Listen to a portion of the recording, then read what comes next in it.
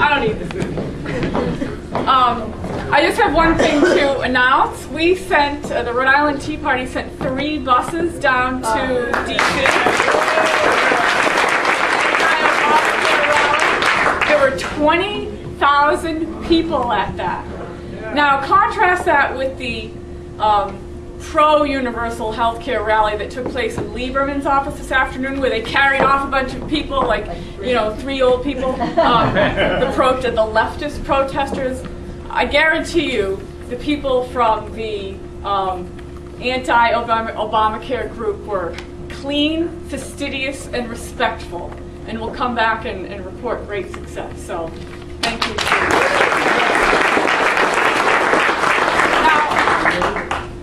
I just want to, I'm thinking that maybe there's a couple of you here that watch Fox News, and so, and may be familiar with Frank Luntz and his, what Americans really want, really. And so I thought I'd just take the time today to tell you what Tea Partiers really want, really. Because I think that's really important going forward in the next year, that the GOP and the Tea Partiers are sort of aiming in the same direction. And so I thought, as the leader of this nascent movement in Rhode Island for the past 8 months, I thought I'd share a few thoughts with you in that regard. As you know, the Tea Partiers are kind of an independent, feisty lot. We don't pull any punches. And we're kind of like George Washington's army in 1776, if any of you have read that. They're a ragtag group of folks, but in the end they got the job done. We are nurses and plumbers and union members and firemen and retired CEOs, you name it. We're social progressives and we're social conservatives. We are from all socioeconomic classes.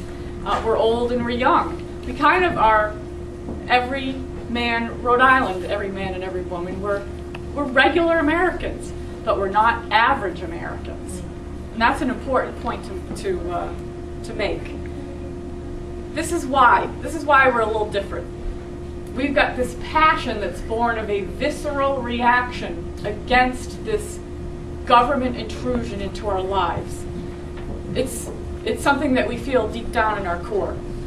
We feel a need to fight for change, stand up and fight. Frederick Douglass said that power concedes nothing without demand.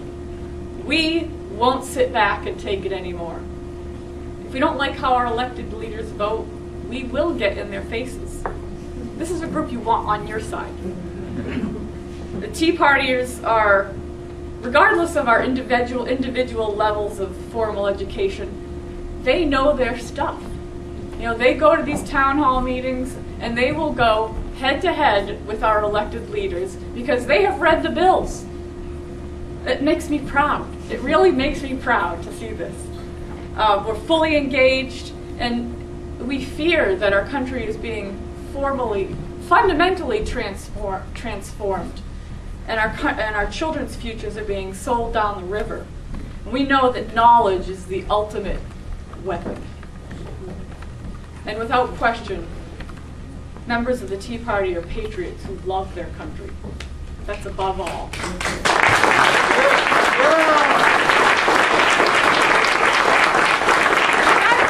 That's a little bit about who we are. But let's get back to what we want. Now, Frank Luntz boiled down what Americans want from their government into 5 things: accountability, respect, results, bold action, and oversight. And I think he's right on with all of that.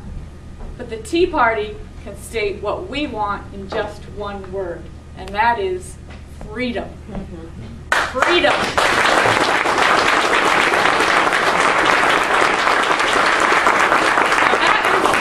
Freedom in bold colors, no pastels allowed. Just FYI, for anyone who thought that chick from the 23rd District was any good. Whatever it is.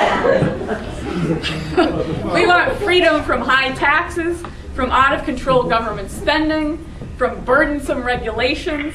We want freedom to raise our kids in safe neighborhoods and send them to good schools, or to homeschool them, if we so choose. We want the freedoms that come with a vibrant job market and a healthy, free market economy. And most of all, we want freedom from big government.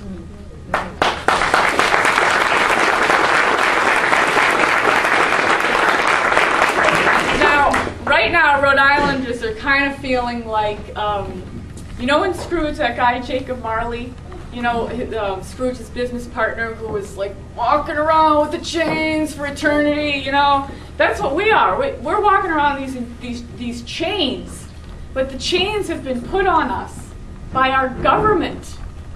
And every single time the General Assembly goes back into session, they add another link to our chain. And we think, my God, we're never going to get rid of this. And now they're putting chains on our kids as well.